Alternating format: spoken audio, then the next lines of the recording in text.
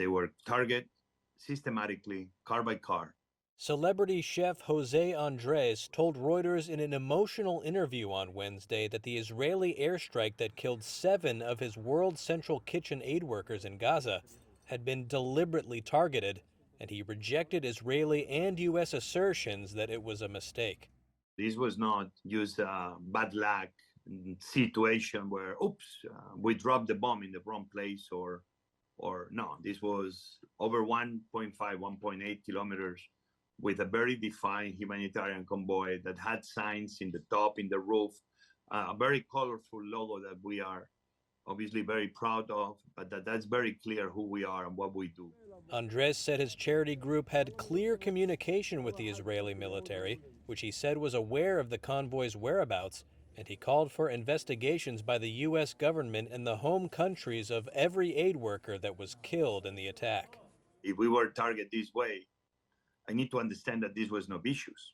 I need to understand that this was not by somebody that is above law and order that decided just to kill us because, I don't know, maybe because I did a tweet that was very strong against President Netanyahu.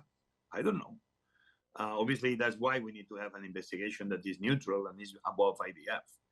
But what I know is that we were targeted deliberately, non-stop, until everybody was dead in this convoy. The aid workers were killed when their convoy was hit shortly after they oversaw the unloading of 100 tons of food brought to Gaza by sea. Israel's military expressed, quote, severe sorrow over the incident, and Prime Minister Benjamin Netanyahu called it unintentional. A U.S. official said President Joe Biden, who spoke to Andres on Tuesday, will speak by phone to Netanyahu on Thursday.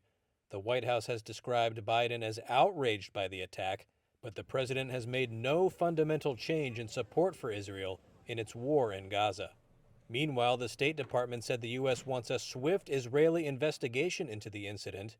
Here's State Department spokesperson Matthew Miller. It doesn't really matter how they made the mistake. At the end of the day, you have 7 dead aid workers who were there trying to deliver humanitarian assistance. So whatever the reason was that led to this tragedy, whatever the mistake that happened inside the IDF, it's unacceptable. Andres said his organization was still studying the safety situation in Gaza as it considers starting aid deliveries again.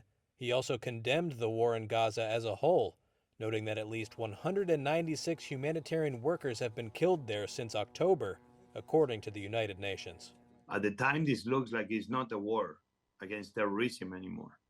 Seems this is a war against humanity itself. You cannot be fighting the basis of what humanity should be standing for.